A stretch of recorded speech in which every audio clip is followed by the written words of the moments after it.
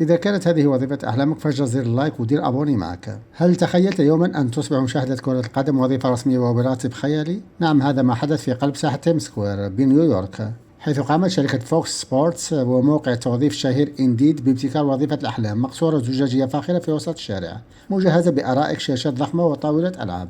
الشركة وظفت عشاقا للمستديرة برواتب تصل لآلاف الدولارات، ومهمتهم الوحيدة الجلوس هنا ومتابعة كل مباريات المونديال طوال اليوم أمام آلاف المرة والسياح. في المقصورة عندنا زوج لوحات إعلانية مكتوبة فوكس وان، وهي الشبكة الرياضية التي تملك حقوق بث مباريات كأس العالم، وإنديد وهو أحد أكبر مواقع التوظيف والبحث عن العمل في العالم.